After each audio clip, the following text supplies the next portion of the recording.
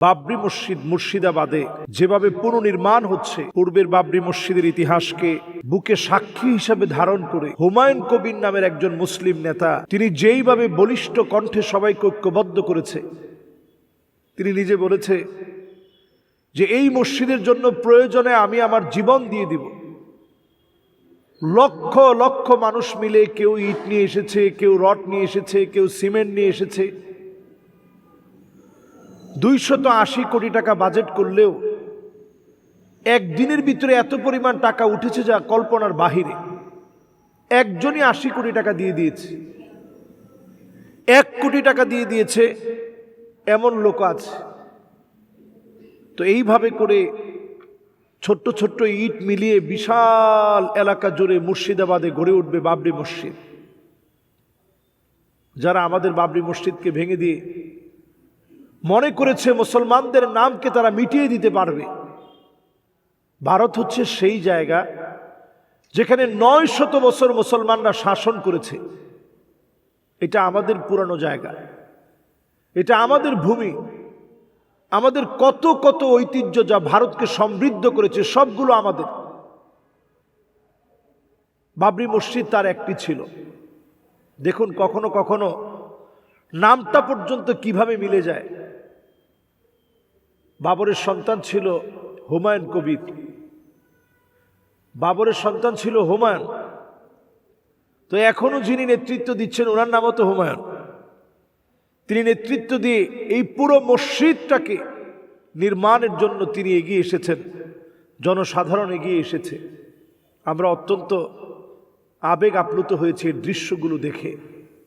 বৃদ্ধ বৃদ্ধ মানুষ এক একটা ইট নিয়ে আসতেছে আর মনে হচ্ছে যেন এটা মুসলমানদের একটা বিজয়।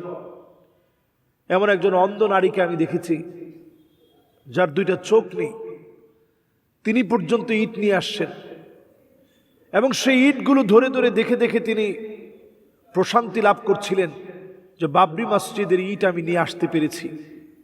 অন্তত আমি চোখে না দেখলেও আমি স্পর্শ করতে পারছি।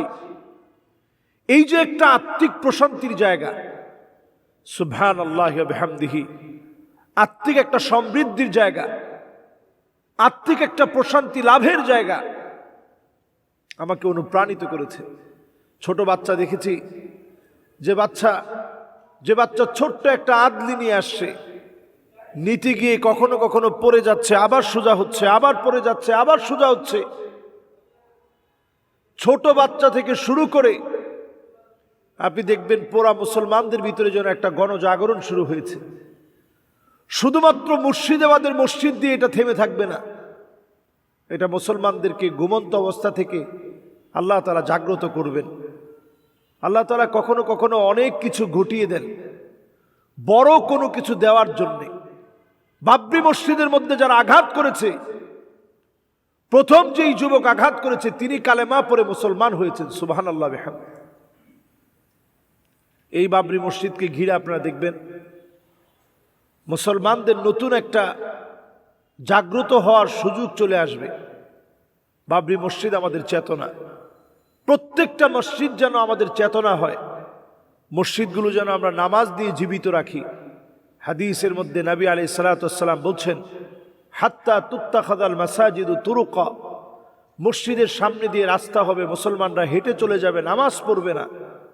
প্রিয় ভাইয়েরা, শেষ জামানার এই সময়ে নিজেকে নামাজি হিসাবে দেখেন, সেজদারত হিসেবে দেখেন, রুকুকারী হিসেবে দেখেন, আল্লাহর কাছে প্রশংসাকারী হিসেবে নিজেকে সবসময় সুপর্দ করেন।